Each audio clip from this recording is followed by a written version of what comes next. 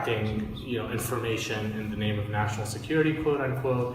So when you look at those early seasons of the show, that's where pretty much, almost every episode, the main protagonist in the show engages in some form of conduct that can be legally qualified as torture in order to save the country or save the world or save something or other.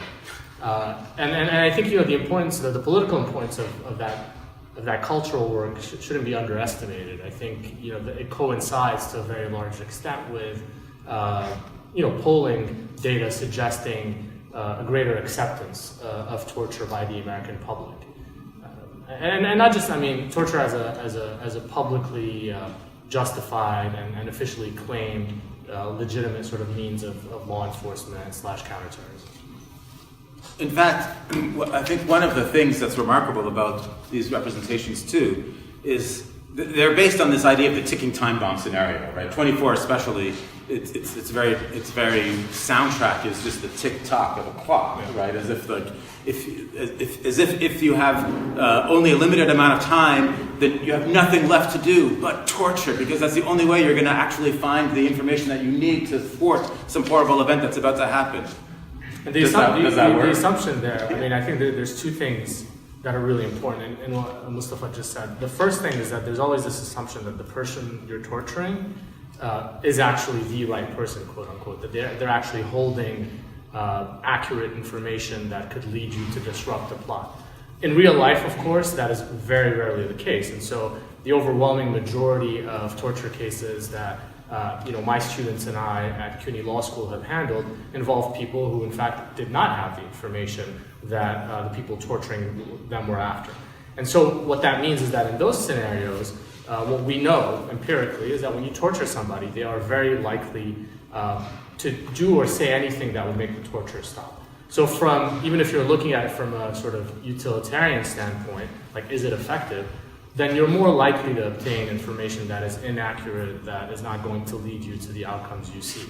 Now, there's a separate discussion to be had about, well, is torture really about getting information? And I think there's a very strong argument to be made that torture isn't about that at all. Torture is about punishment, it's about revenge, it's about retaliation, it's about instrumentalizing the bodies of, in this context, Muslim men and sort of punishing them for what had been visited upon the United States on 9/11. That it's really it's not some truth-seeking exercise at all. Torture exists for its own sake, just like other forms of violence, like rape, exist for their own sake. They're about power, they're about control, they're about domination. They're not about truth-seeking or whatever the victim may or may not have done. And in fact, let me just add a little bit to that in terms of how false it is to think that it's going to successfully get information. If I just read a short paragraph here. In the make-believe world of 24, torture works. Suspects talk and information is actionable. In the real world, scholars of torture repeatedly tell us torture rarely, if ever, works. Putting aside the fact that torture is universally condemned as immoral and considered to be criminal, it is also of questionable utility. When being tortured, a person will say anything to stop the torture, even admitting to things that are blatantly untrue. One man, Shafiq Rasool, confessed to attending a meeting between Osama bin Laden and September 11 leader Muhammad Atta in Afghanistan in January 2000, when he was in fact working at a Curry's store in the West Midlands, a fact later confirmed by Britain's MI5. Another well-known case from apartheid South Africa involves a man who, due to a confusion in the use of code names, ultimately confessed to murdering himself. Even the CIA, in January of 1989, informed the Senate Subcommittee on Intelligence that, quote, inhumane physical or psychological techniques are counterproductive because they do not produce intelligence and will probably result in false answers. In 1989, the CIA testified to that. By November of 2001, the CIA had changed its position. So you have to think about, what are the messages being sent and to whom are they being sent when the U.S. government officially legitimizes and claims the use of torture.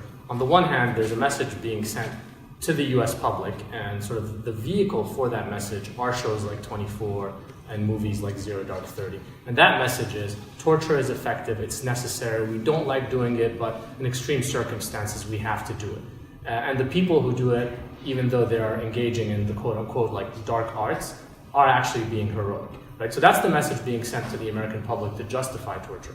The message being sent to people overseas, mostly black and brown people overseas, is that we can do this to you. We can take you off the streets anywhere, we can disappear you, and we can control your body indefinitely, inflict pain and torture, and deprive you of your liberty, potentially for the rest of your life.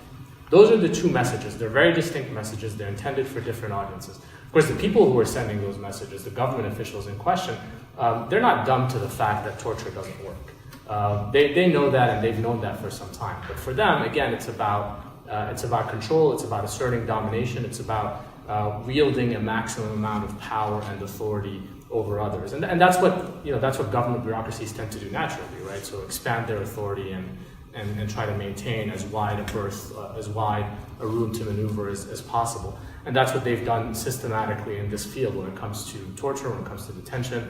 But there's no dearth of examples, domestically or internationally, for how torture doesn't work. I mean, Moustafa just read a couple to you. Even in the domestic setting, before I started doing this work, I did predominantly police misconduct cases. And you'd be surprised. I mean, one of the earliest lessons I learned litigating those cases is just how easy it is to extract a false confession. You don't need to waterboard somebody.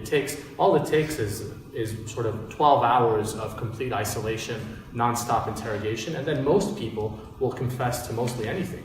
I had dozens of clients all over the United States, in Chicago, New York, Minneapolis, who confessed under coercive circumstances to crimes they haven't committed. A lot of these people were ultimately exonerated, where we could prove that they had not committed the crime. But it is surprisingly, at least to me, it's surprisingly easy to extract a false confession, even without using the extremes of torture that we've seen in the post 9/11 world. Even recently, I don't know if you've heard about the Noor Salman case. Has anyone heard about that case? She's the widow of the Orlando Pulse nightclub shooter. And so she was prosecuted by the federal government. She was recently acquitted. But that case involved a false confession. And all the FBI had to do in that case was interrogate her nonstop for about 16 hours. So they were taking turns interrogating her, and she confessed to having helped her husband scope out the joints. But thankfully, her defense team, using forensics, having analyzed her phone and his phone, they were able to prove that actually she wasn't there with him at the times when the government alleged they were scoping out the joints, and in fact, that even he hadn't scoped out the Pulse nightclub. And so again, there was an FBI report, there was an FBI witness who took the stand and testified under oath that she had confessed to something that the federal government knew was false. And that's a big part of the reason why the judge was really upset with the government and why the jury ultimately acquitted her. And in fact, if I'm not mistaken, when they were establishing Guantanamo Bay in the contemporary version of it, the Bureau of Prisons was part of that. It was brought in to organize Guantanamo as well. Yeah, I mean, the U.S. military really didn't have much experience, detaining folks other than service members. And so it brought in the Bureau of Prisons to consult on, okay, well, how do we detain this other category of prisoners that, we haven't dealt with for a while? I mean, keep in mind that even when it comes to prisoners of war, the U.S. military hadn't done that for a pretty long time. Not that it was done on a massive scale, but it was done on a pretty significant scale in the United States and overseas. If you think about, roughly 800 prisoners at Guantanamo at its height, now it's down to like 41. But then you sort of broaden the picture to U.S. military detention sites at Bagram, where my students and I at CUNY Law School also represented prisoners there. There were thousands of prisoners under U.S. control. And then if you zoom out even more, you've got facilities in Iraq, like Abu Ghraib, where thousands more were held.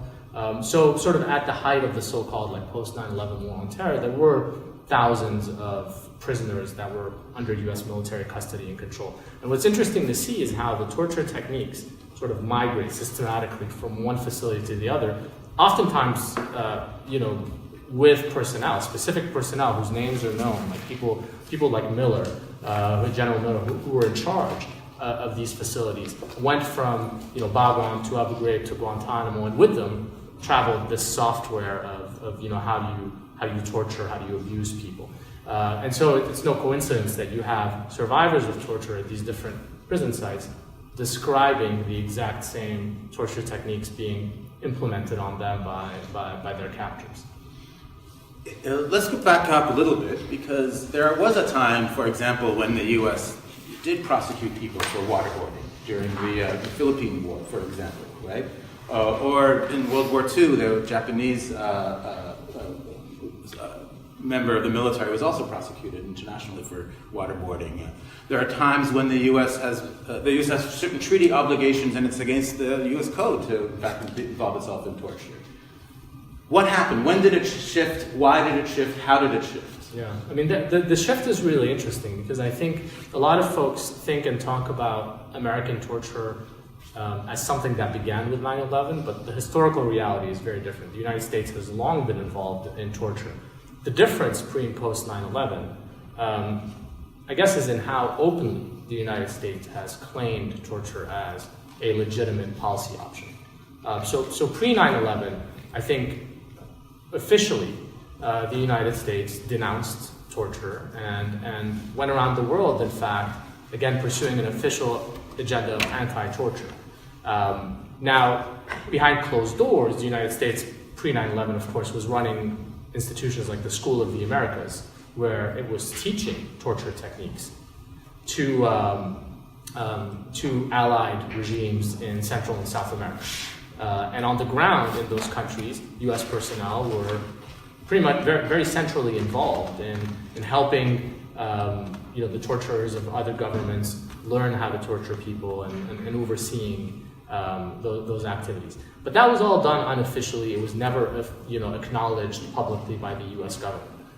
And that is a significant difference. I mean, I don't mean to minimize the U.S.'s involvement in torture pre 9/11, but that shift after 9/11 to sort of openly proclaiming torture as a legitimate tool makes a huge difference, not just in terms of how the U.S. participates in the world, but how other countries also participate in the world. And I know people who were at the State Department, for example, who after 9/11 could hardly sit across a table from other governments and raise these human rights issues, because the first thing that would be thrown back at them were the words, Guantanamo, Abu Ghraib, CIA black sites. So in other words, if the United States after 9/11 tried to lecture some other country on its human rights record, the representatives of that other country would turn right back around and say, well, look, who are you to give us lessons about not torturing people when you're doing exactly that at Guantanamo and at the different CIA secret prisons that you're running? So that's one of the main differences, I think, that flows from the shift before 9/11 to after 9/11, where the United States is all this, starting to openly proclaim torture as a legitimate option. And yet, even when the so-called gloves come off, as Dick Cheney said, there was still a lawyerly attempt to kind of paper over it by not proclaiming it as torture per se. So I wonder if you can talk about this. So the official, and I'm glad that most people in the press and most commentators, and I think most members of the public who are paying attention to this, have seen through the sort of the window dressing. The government did try to say, well, this does not rise to the legal definition of torture. These are enhanced interrogation techniques, not torture, sort of an Orwellian euphemism for techniques that are pretty fairly described as medieval. When you think about attempted drownings, when you think about beatings, when you think about sexual humiliation, if that doesn't meet the definition of torture, then what does? But the U.S. government, as Moustafa was pointing out, did attempt to give it a veneer of legitimacy and legality by saying, we've had our lawyers look at this, and here's the definition of torture that they've come up with, which was different from the universally accepted definition of torture. And therefore, by this self-serving definition of torture that we've created, we're not torturing people, because we've defined torture so narrowly that a lot of forms of torture don't meet that very narrow definition.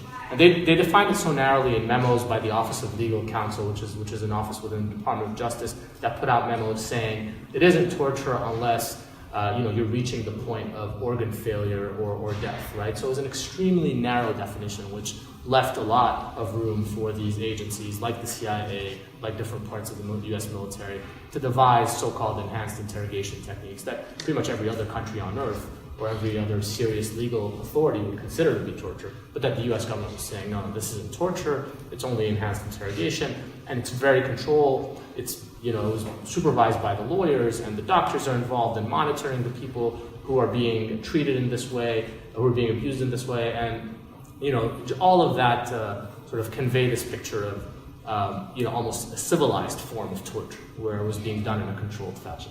But the reality, of course, and when you read the accounts of the survivors of those torture techniques, or when you see interviews with them, many of them are now known and they've come forward publicly.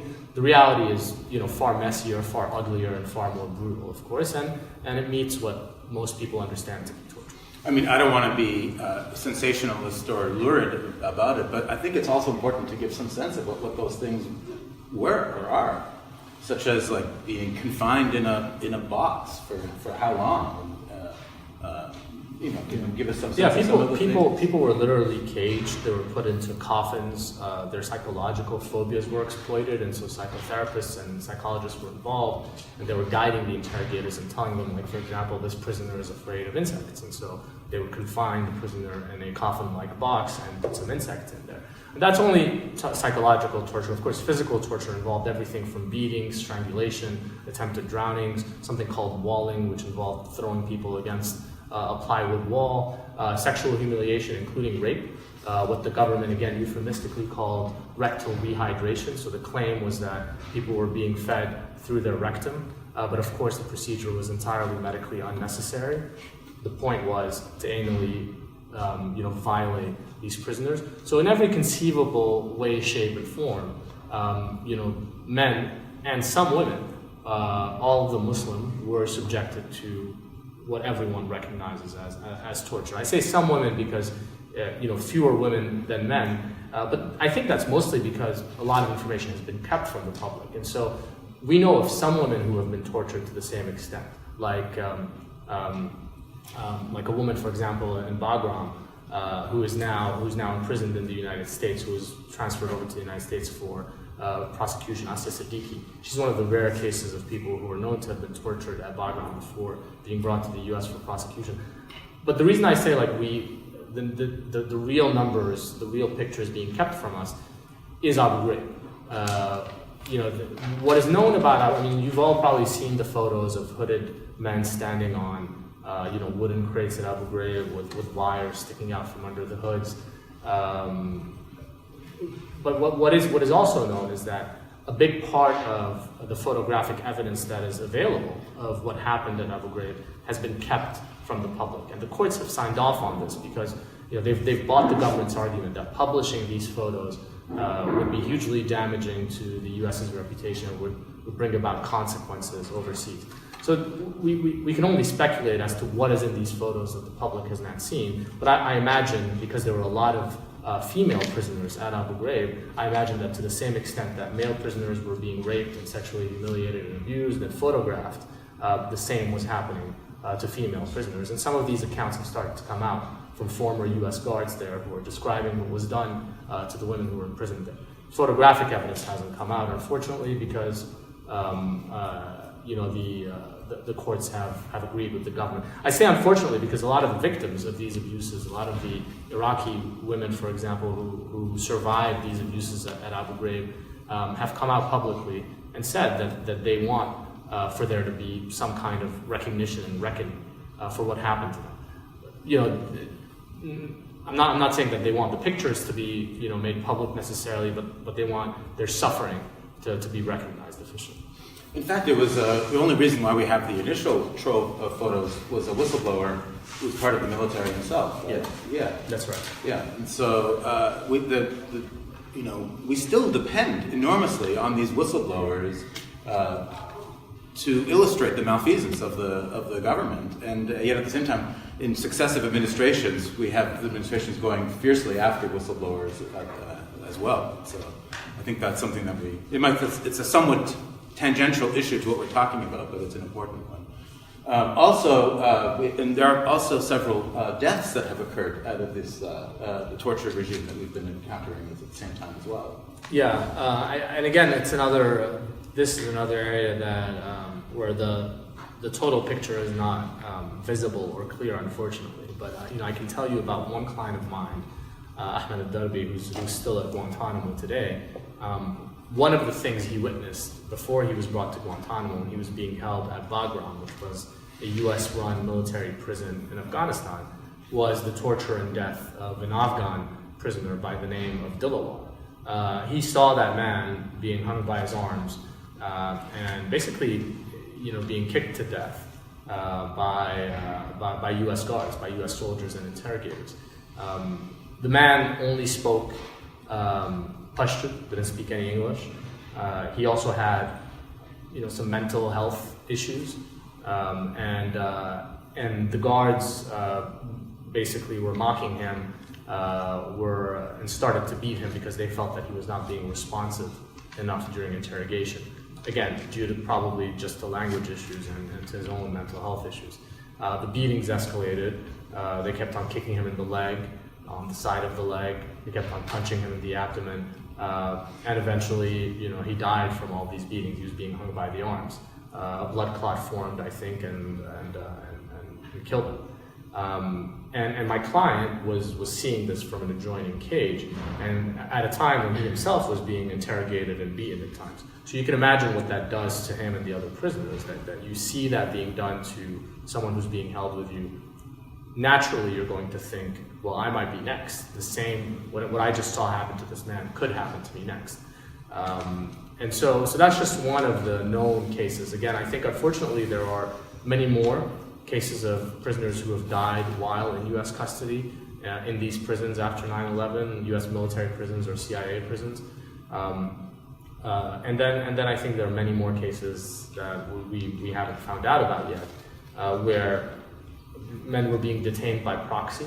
So not directly in U.S. custody, but in facilities that are run by allied governments. But the detention was happening and the interrogation was happening at the behest of the United States, with the involvement of the United States. U.S. people were present in those facilities, even if those facilities are nominally Moroccan or Jordanian or whatever. Can you talk about some of the legal responses that we've had since then, such as the Detainee Treatment Act, and if that made any difference, and what kind of difference? I think it's really important to understand, what the government considers legally permissible today, and what is clearly not allowed anymore. The Detainee Treatment Act, which was passed in 2005, claimed to prohibit torture, but it did so with a lot of limitations and nuances. So the important moment to look at, the moment that most commentators will point to as like, okay, well, this is where the U.S. government drew a line and said, okay, we're not going to be involved in the sorts of torture that we've been involved in after 9/11. That moment is when President Obama signed an executive order in 2009 that most commentators wrongly describe as an executive order ending torture. I say wrongly because when you look at the details of that executive order, like the devil is right there in the details. You have to scrutinize the language. But if you do, you'll notice that what President Obama did in 2009 was officialize a policy step that had already been taken by President Bush under the Bush administration, which was to take the CIA out of the business of long-term detention. But the key word there is long-term. So when you read the President Obama's executive order from 2009, you'll see that he says the CIA can no longer take part in long-term detention. They can't run long-term detention facilities like the secret prisons that they had in Poland and Thailand and Afghanistan and a bunch of other countries after 9/11. They can't do that anymore. But again, the operative term is long-term, because what that means implicitly, right? It's not said explicitly in the executive order, but what it means implicitly is that the CIA can go ahead and run short-term detention. What does short-term mean? It means renewable periods of 30 to 90 days at the discretion of the agency, of the CIA. So as long as the CIA considers that they're holding somebody only temporarily, they can do it. All right, so what can they do to this person when they're in there? Again, you go back to that executive order and you look at it. What it says is, all of these legal opinions by the Office of Legal Counsel defining torture in a very narrow way, they are no longer considered to be law. They've been canceled. They were canceled by Obama in 2009. Facially, that looks like a good thing. But then the next thing the executive order says is that these agencies, including the military, including the CIA, can question people using methods that are listed in Appendix M of the Army Field Manual. Now, all of this is deliberately complicated because, on some level, the lawyers who drafted this for President Obama did not want the picture to be very clear. But if you look at Appendix M, it's an amendment to the Army Field Interrogation Manual that was published in 2006, and it lists permissible interrogation techniques, including things like sleep deprivation, stress position, segregation and isolation, techniques that individually or cumulatively taken together have been found to amount to torture. So the net result of all of this is that even though people think that in 2009 Obama made torture illegal, what he really did was he said, okay, well, you can still torture people. The CIA can still do it as long as it's doing it in short-term detention facilities and as long as the techniques used are limited to Appendix M, which unfortunately still includes a lot of techniques that amount to torture. And so that's our reality today, that if you happen to find yourself in the temporary custody of the CIA or the temporary custody of our US Special Forces somewhere in the world, and you've been taken into detention, they can use things like sleep deprivation, stress positions. A stress position is like being made to, for example, one of the techniques that was used against my client was, he was made to lean with his head against the wall for 2 hours or 3 hours, or made to crouch for 2 or 3 hours. Any position that you're asked to maintain for that length of time becomes excruciatingly painful and is a recognized form of torture. Not to mention other forms of traceless torture, certain kinds of beatings, and psychological torture. So that kind of stuff can still be done in U.S. facilities, unfortunately. And it's a little known fact, but it is there for those who are willing to pay close enough attention to what was actually ordered by the president in 2009. And in fact, just last December, if I'm not mistaken, the UN Special Rapporteur on torture said that that torture and ill treatment was still continuing at Guantanamo Bay. Yeah, the reality is that one thing that was surprising to me is my students and I have represented over 15 prisoners at Guantanamo, and some of these men have survived really horrendous forms of physical torture. And we have to, in the course of our work, at some point have these difficult conversations with them where we talk to them about what they've endured, as traumatic as it is for them to revisit those experiences. And a lot of times in those conversations, we ask them, what is the single worst thing that you've endured, right? And one thing that was surprising to me, and that has also surprised a lot of the students that I've worked with on these cases, is that these men, even the ones who endured like the most horrendous imaginable forms of physical torture, all gave the exact same answer to that question. And it wasn't the physical torture. The single hardest thing for them to endure was the fact of indefinite imprisonment without charge or a limited time. You're just being held at a place like Guantanamo in an open-ended way, indefinitely, without being charged or tried, not knowing if you'll ever be released, and not knowing if you'll ever see your loved ones again. And in fact, we've had to tell a lot of our clients that they've lost a father or a spouse or a child or another parent while they were in prison. That is the single most difficult thing for them about the experience. Even if they've been waterboarded, even if they've been beaten, it doesn't really matter. Like, they will all identify that as the hardest thing to live with. And that's the thing that the UN expert that Moustafa mentioned recognized as a form of torture, indefinite imprisonment without charge or trial. I used to represent, again, people here in the United States, mostly Black and Latino men who had been imprisoned for crimes that they hadn't committed. But even for them, sort of living in prison, like serving time in prison for a crime you hadn't done, was manageable because they knew there was an end point. They had been sentenced, and they knew that worst case scenario, they were going to be out in 10 years and 15 years. And these were men who knew they hadn't done the crime. But to be there forever, potentially, for the rest of your life it has, again, surprisingly to me, been identified by all of our clients as like the single hardest thing. I think it's also very important to understand the continuities that exist from various administrations forward, so that we don't see the Trump administration as a rupture, but we understand its continuities from the past as well.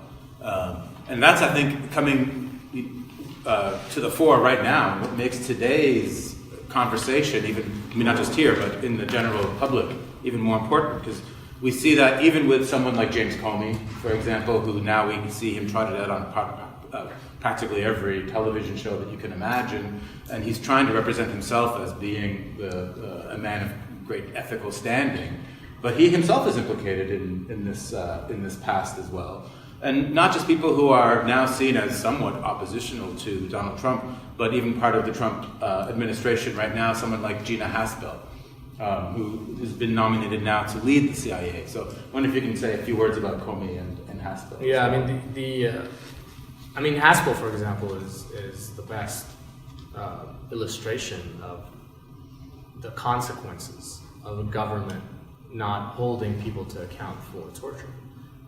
If the Obama administration had, or the Bush administration before it, had taken the steps that they were supposed to take under domestic law, under international law, and gone after the perpetrators of torture, those who were responsible for it, then someone like Haspel would not be in a position to even be considered for a cabinet position. It wouldn't even be a conversation. But this is the world we end up in when Obama, for example, publicly says, we tortured some folks. That's a direct quote. But doesn't take the necessary follow-through. So he says we tortured some folks, but he doesn't say who was tortured. So we have a crime without victims. He says we tortured some folks, but he doesn't say who we are. Who are the torturers? Who are the perpetrators? So you've got this crime that's without perpetrators. And the net result of all of that is you have a crime that's officially acknowledged by the President of the United States, torture, which is a crime under domestic and international law. But you have no victims, you have no perpetrators, and you've got nobody who's been held to account. You have no accountability. And what that results in is a climate of impunity where people like Haspel, who were directly involved and responsible, can then go on to possibly hold cabinet positions at the highest levels of the U.S. government. And again, the consequences of that are not limited to the United States. It sends a message worldwide that this is acceptable, this is okay. And lo and behold, we've seen dozens of other governments start their own wars on terror, start their own mini Guantanamos, start their own torture programs. Because the United States has done it, and it's done it openly, and it's defended it openly. Again, I don't mean to minimize the United States' involvement in torture pre-9/11, but there is a significant difference between doing that covertly and doing that overtly. And when you start doing it overtly, then it sends a very clear message to the rest of the world. And have you seen any change with the new administration? What do you expect? Do you expect any changes with the new administration? And then lastly, what do you think we should do as the general public? Yeah, I mean, I think the sad reality is that the Obama administration really set the stage for the Trump administration. There are many ways in which the Obama administration could have rolled back a lot of the excesses of the Bush era and sort of dismantled the tools that were created under President Bush. But instead of doing that, President Obama and his team made the political choice to embrace those tools, like drone killings overseas, like detention at Guantanamo, to embrace those tools, to defend them, and to expand them. President Obama, in his first 2 years in office, used drones to kill people without trial more than President Bush did in 8 years in office. And so all of these tools, all of these weapons, these loaded weapons were ready for the hand of Donald Trump, by the time President Obama left office, unfortunately. And I say unfortunately because President Obama ran on a platform where he opposed all of these things. And he was, elected, in a very decisive way. He came in with a mandate where politically he could have rolled all of these things back. But he decided to be cautious. He decided to focus on other political priorities because he was concerned that the Republicans would accuse him of being weak on terror. He was hoping that by throwing the Republicans a bone in this area, they would be flexible with him in other areas and allow him to achieve other policy objectives, which did not turn out to be the case. They just opposed him across the board. So I think in a way he was politically naive, or his team was politically naive. And the net result is that the Trump administration comes into power with all of these tools having been expanded and normalized and strengthened. And now it's free to use them and broaden them even more. And so we've seen these tools being used against U.S. citizens. U.S. citizens have been killed overseas by the U.S. government without charge, process, or trial using drones. We've seen the U.S. government now under Trump claim the authority to hold, U.S. citizens captured overseas in military detention and to deny them, to try to deny them the right to, habeas corpus in federal court here in the United States. There's a case that's going on now with a U.S. citizen who's captured in Syria and is being held by the United States in Iraq, I believe. And so it is a sad reality that without the Obama administration, we wouldn't be in a position where the Trump administration has all of the tools that it has at its disposal to wreak havoc. I think things will continue to get worse under Trump. They will continue to be more and more aggressive with their assertions of executive power. They've certainly rhetorically, staked out that ground, even if they haven't followed through with policies yet. So, for example, Trump has said, and he's issued an executive order canceling Obama's executive order that Guantanamo be closed. So President Obama in 2009 had issued an order to close Guantanamo, which he was never able to do because, again, he didn't prioritize it politically for the most part. But he had issued that order saying that was the policy of the United States. Trump has recently issued an executive order canceling Obama's order, saying that the policy of the United States now is to keep Guantanamo open and to, as he put it, quote unquote, load it up with bad dudes. So there is the possibility, at least in the future, of more prisoners being brought to Guantanamo. As shameful as it has been to the U.S.'s reputation overseas, and as much as most serious national security officials have come out and said, it's not effective, it's actually harmful, we should close that prison, Trump is disregarding all of that. Because again, Guantanamo is important symbolically. Like, it does political work just by its existence. It gives Trump the ability to turn to his electorate and say, we're holding these brown people to account. We're throwing them to Guantanamo. And that is politically valuable. That is something that he can capitalize on politically, and he sees that, and he's doing it regardless of the policy consequences. Like, it may be stupid policy, but politically it works with his base, and so he's doing it. And what should we do? Well, I think for all of us, the first thing really, I think 50% of the electorate in the United States did not vote in the last presidential election, right? And so what ended up happening was that basically the remaining half was split. 25% or more than 25% went for Hillary, around 25% went for Trump. Because of the Electoral College, Trump won. So the first thing to do is to keep people engaged in politics, starting at the local level and going all the way up to the presidency. That's the minimum you can do. But I think really it's incumbent on us to understand what's being done in our name and what's being done with our tax dollars and what's being done by the officials that we've elected. The election of President Trump is, it's a problem for us here in the United States. I don't dispute that. But it's a downright tragedy for people overseas. They're the people who are going to be paying the price for Trump's election. They're going to be paying that price with their blood in places like Afghanistan and Iraq, and they already are. In Syria, Afghanistan, Iraq, Yemen, Somalia, Pakistan, in those places, people are dying because we allowed Trump to get elected.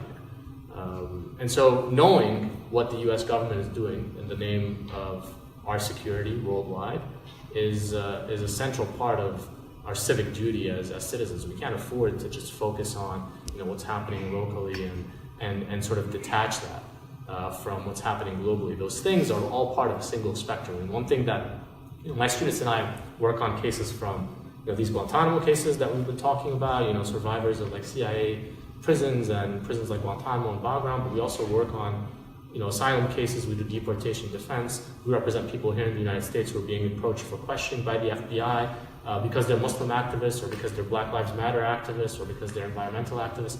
And one thing that my students and I realize, just because of our interaction with all of these different communities and clients, is that the U.S. government looks at this as a single continuum. They don't look at this as like, oh, there's this international silo and there's this domestic silo and there's what's happening in Brooklyn. No, it's all part of a single continuum. And so for us, those of us who want to serve communities who are affected by these policies, those of us who want to help people claim their rights and protect their own rights, we have to start doing the same. We have to look at it as a single continuum. We have to spot the continuities between the local and the global, and we have to push back accordingly. And if we don't start by educating ourselves, then we're not going to be in a position to do that intelligently. That was a great plea for transnational America, like understanding the transnationalism that our class is structured around the idea of transnationalism. So thinking exactly along those axes. But I definitely want to give people an opportunity here to engage our conversation and to ask Professor Kassem any questions you have. So let's open it up to the floor. Did Obama's 2009 executive order change the definition of torture from being only resulting in permanent organ failure or death, or do we still have that? Yeah, so that definition was in the Office of Legal Counsel, one of the Office of Legal Counsel memos that were canceled out by Obama's 2009 order, where he said those are no longer law. And Trump's executive order, the more recent one, did not reverse that. So on that front, we no longer have to contend with that sort of self-servingly narrow and criminal definition of torture, really. So what we're left with are the torture techniques that are described in Appendix M of the Army Field Manual. So that's our definition. So that is the definition of the techniques that are still permissible by the U.S. government. And then anything else is not permissible. Anything else in theory is not permissible. But when you look at the U.S. government's definition of what's permissible, you look at Appendix M and you sort of hold that side by side with the internationally accepted definitions of torture, you'll find that a lot of stuff in Appendix M actually meets the definition of torture, like sleep deprivation, like stress positions. And those are still allowed under U.S. law. And again, I want, in the practical reality of things, the implementation is rarely as clean. And so, if you're going to allow an interrogator to put somebody in a stress position and to deprive them of sleep for some period of time, it's very easy for there to be some slippage towards, and that's actually what we saw, even at the height of the torture era, where there were these enhanced interrogation techniques that were allowed by these memos. The reality was that what was done was actually far worse. Interrogators went off script and did things that were not spelled out, like for example, mock executions, like cocking a gun and holding it up to a prisoner's head, or revving a power drill and bringing it close to a prisoner's eye. None of those things was authorized even in the worst of the OLC memos, but interrogators still got creative, quote unquote, and did them. And now we know that publicly. That was done to a prisoner called Nashiri, who's held at Guantanamo today, who was a survivor of the CIA black site.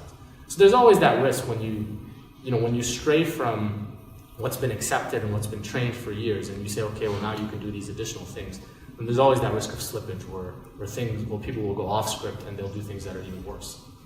And follow-up question. Those off-script things you mentioned, like mock executions, are those explicitly illegal? Oh yeah, those are.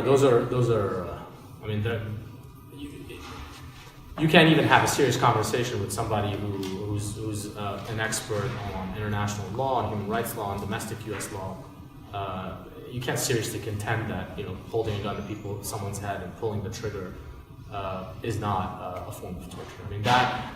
And sort of going back to Moustafa's example, like for example in the Vietnam War, the United States denounced these mock executions of U.S. prisoners of war in Viet Cong camps as torture. Rightly so, it was. You talked about why the photos from Abu Ghraib haven't been shared. Is there like a function and reason for why they were taken in the first place? Again, it's a function, it's a result of the climate that existed in those prisons. The message that had been sent down the chain. So the photos were typically taken by guards. Young men and women who are usually, in their late teens or early 20s, who were serving as guards in these prison facilities. And the fact that it got to a point where everyone felt comfortable taking those photos meant that their supervisors, their commanding officers, had explicitly or implicitly given permission. And so the climate that existed was one where all the guards knew that their prisoners were subhuman. All the guards knew that they could do as they pleased with these prisoners. All the guards knew that they could beat them at will, that they could humiliate them at will sexually, that they could rape them at will. And that was being done with the active, knowing supervision of commanding officers. And so in the military, when you're a 19-year-old private, a 19-year-old guard, and your officer apparently is signing off on all kinds of things, there's no limit to where you can go with that. And so, these guards were taking these photos as trophies, as mementos, photos of naked prisoners in humiliating positions, photos of rape and sexual violence. And they were also taking these photos as part of the torture regimen itself, because the prisoners themselves knew that they were being photographed, and it added a layer to the humiliation, to the abuse. So it served those two purposes for the guards: a permissive climate where they felt everything was okay, and where they had basically been told that these were not humans that they were guarding, that they had no obligation to protect these prisoners. But it also played a useful part in the torture. I don't blame the guards. I mean, I think the guards were young and experienced, and in a climate where a group is acting in a particular fashion, it becomes very hard to resist that pressure. So I'm not saying I don't blame them individually. I think there are some guards who, despite their youth, despite their inexperience, despite the peer pressure, still did the right thing and abstained, or as Moustafa was saying earlier, came out as whistleblowers. But it's very hard to be that person. I mean, you're bordering on the heroic there, and I don't think we can expect most people to act heroically.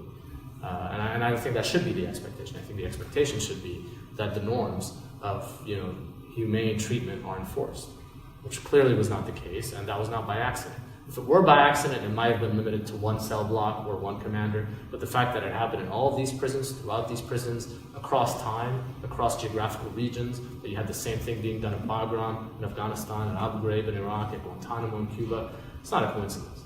That's a policy. So, you mentioned the knowing about the deaths of prisoners in Guantanamo. Has the CIA ever admitted that these deaths were caused by torture, or do they chalk it up to natural deaths, basically sugarcoating it and not identifying as being related to their torture methods? That's a really good question too.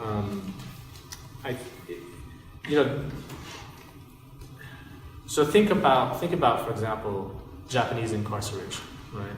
And how long, in World War II, when Japanese Americans were rounded up and put into concentration camps, how long did it take, right, for the United States to officially acknowledge that as a crime, right? A couple of generations, right? It isn't until the 70s and 80s that they start talking about it and that reparations are paid. There have still been no reparations for other major historical crimes, right? Like the obvious ones, like slavery, like what was done to the native inhabitants of this land. So the United States, unfortunately, sort of passed this precedent. The United States doesn't have a great track record of recognizing historical crimes. So when it comes to what was done post 9/11, there's been very little by way of recognition that what was done to Muslim men and women in the name of national security after 9/11 was torture, that their detention was improper and excessive. None of that has been recognized. So we have very few data points where there's anything approaching some official recognition. You have the Senate torture report that most sort of the introduction to that report has been made public in redacted form. If you look at that, you'll see some information about prisoners dying in CIA custody, for example, in the secret prisons. So there's some form of indirect recognition. I say indirect because that's the Senate looking at the executive branch's record, looking at the CIA's records, and putting out a very, not even 10% of its findings, because the CIA gets to decide what is publicly released. And so the CIA only allowed that first part of the report to be publicly released, roughly 10% of the total report. So we haven't seen 90% of the Senate's report. And then even if you look at that 10%, it's been redacted by the CIA. So there's stuff in there that we don't know publicly. So that's one data point. I represent a client, my students and I represent a client named Mohammed al-Qahtani, who's a prisoner at Guantanamo today. He has the distinction of being the only person in the entire U.S. war on terror that the U.S. government has officially acknowledged torturing by name. So, like I said earlier, like Obama said, we torture some folks, but he didn't name any of the victims. So Mr. al-Qahtani in 2008 was supposed to be put on trial on a death penalty case before a military commission at Guantanamo. and the high-ranking Department of Defense official whose job it was to give the green light or to approve or not approve these prosecutions by military commission looked at his case and said, I'm not going to approve this case. I'm not going to authorize this case to go forward before the military commission because we tortured this man at Guantanamo. And so she said that publicly in 2008 to the Washington Post. So he's the only person that the US government has officially acknowledged torturing. What had been done to our client, to my client, Mr. Al-Qahtani, at Guantanamo was horrible. He was the subject of the first so-called special interrogation plan that was signed off personally by Secretary of Defense Rumsfeld at the time. And notoriously, like when he signed off on that, he wrote a handwritten note, because among the torture techniques listed in the special interrogation plan were being left in a standing position. And the memo said, stress position, standing position for 4 hours.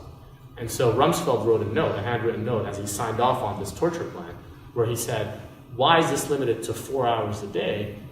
I work at my standing desk 8 to 10 hours every day. Because he sort of famously had a standing desk at the Pentagon. And so all of these techniques were applied on Mr. Al-Qahtani, who was already mentally ill, even long before he came to Guantanamo. The government knew he was mentally ill. This made him worse. But he's the only one. So we have very few data points where the government's come out and said, yeah, we were wrong. And I don't think it's going to happen anytime soon, and it may never happen, unfortunately.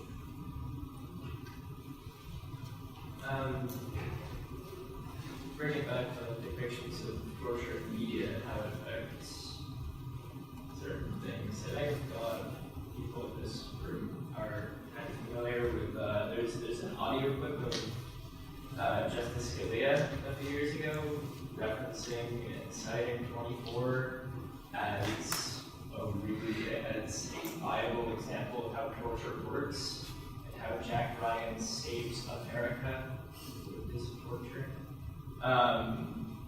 Can you think of any examples like that at the legislative level when where insane torture media is cited as viable interrogation techniques? Yeah, I mean, I think as our country becomes in some ways like less and less literate, and as people turn to mainstream media as their primary source of information and education, this becomes, the sort of thing you're describing becomes more and more likely. And it isn't just Justice Scalia with 24. It's President Obama publicly sort of proclaiming his love of the show Homeland, which, is just as racist and problematic in many ways. I mean, for most of the seasons of that show, there isn't a single person of color that you see on the show who isn't a threat in some way, shape, or form, be they black or brown or Muslim or Arab or South Asian. There isn't a single Muslim you see on the show, regardless of class or gender, who doesn't end up being directly or indirectly tied to terrorism in some way, shape, or form. And so popular media is hugely influential, even with educated and powerful people like a Supreme Court justice or president of the United States. And so when you look at a show like Homeland, which for a long time and may still be the most popular show on cable television, that's the source of information about the Middle East, Muslims, the war on terror, counterterrorism, that most Americans rely on, sadly. And so if that's your premise, if that is really sort of what's happening, then we're in trouble, because it means that most Americans are going to accept things that are unacceptable as legitimate policies, as legitimate political platforms. They're going to elect people who are championing these forms of torture and mistreatment because it's been normalized. And for most of you, who have grown up after 9/11, you have to work hard to have like a broader and more critical historical perspective. Like you have to opt into classes like Professor Bayoumi's, and you have to do the work. Because if you just rely on what's out there in popular media, it's perfectly natural to think that all Muslims are out to kill Americans, and that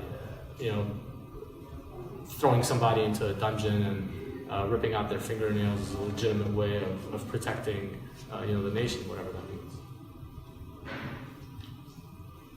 You briefly mentioned individual and collective torture.